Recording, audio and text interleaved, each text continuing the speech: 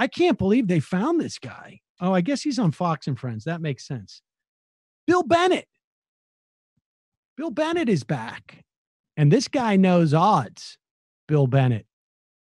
Funny if you remember that he had a big gambling issue back in the day after preaching morality to Americans for a long time. There was also some type of like talk about a scandal with a dominatrix. And of course, I guess you could say I'm pro dominatrix, but I'm really more like agnostic. If you want to, I have no problem with any of that. But I do find it a little hypocritical to be talking about, all sorts of morality and have a gambling problem and, paying dominatrixes. I think you should pay. I'm not saying that the payment is the issue. Just saying that I think it's just, live and let live, Bill. But here he is coming in and explaining this is the stupidest take about COVID-19 and those things that have been done to keep our numbers low. Here it is, Bill Bennett, who is now, I don't know what Bill Bennett is doing. He's just a Fox News contributor. Bill, what are we missing about this virus? We see the numbers, 22,000 dead, how many cases, but you took a step back, and what did you find? Yeah, let's take a step back. The estimates now from the University of Washington, which is the model everybody's been going on, even though it's been wrong most of the time by a lot, overstating it, is that now they say 60,000 people will die. 61,000 is what we lost to the flu in 2017 and 2018. The flu.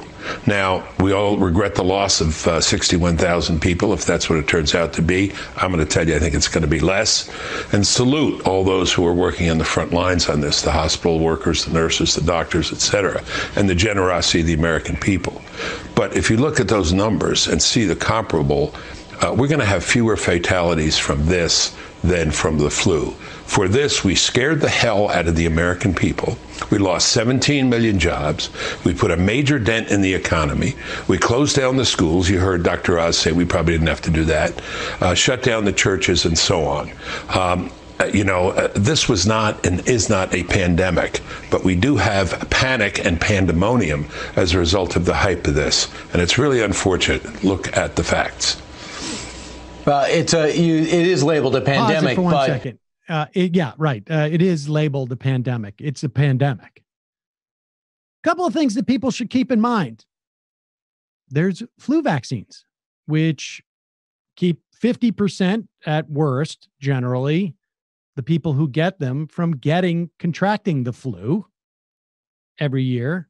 We also have a healthcare system that has basically flu cases built into the system, baked into the system, so we can handle that.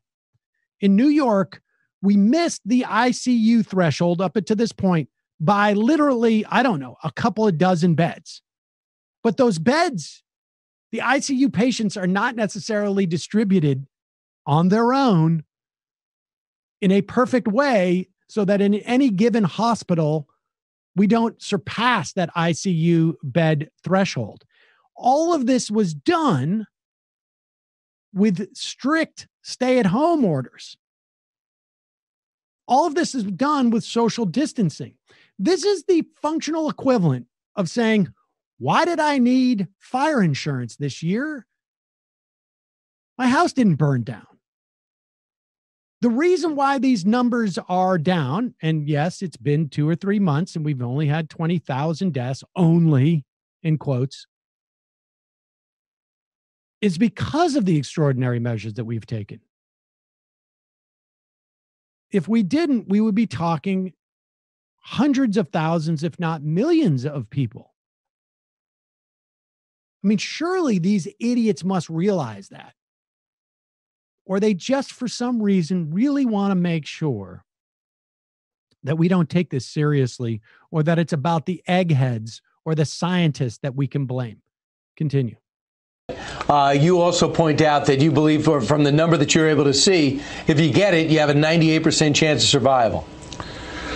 Correct. Less than 2/10 of one. If you're average American, 2/10 of 1% chance that you're going to get it. 2/10, and if you get it, you have a 98% chance of recovery. These things are very rarely heard out there. As Dr. Oz was just saying, people with the comorbidities, who have heart disease, who have very high blood pressure, who are 75 years old. I'm in my 70s. These are the real risks. But we have scared the heck out of everybody. And psychologically, as a people, remember 9/11?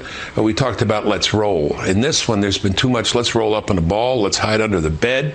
This is not the way America works. Let's get back to work. Bill. Let's roll. One of the more obnoxious things that came out of 9/11. This is all just sheer stupidity. I want to see William Bennett go into these hospitals and do this report from that hospital. Why isn't he going into Fox? Go into the studios, bud. Honestly, this is, these people, it's like a death cult. And this is the tack they're going to take. Instead of saying we should have had a federal government that is not dismantling all the plans for something like this, they're just basically saying it's all fake.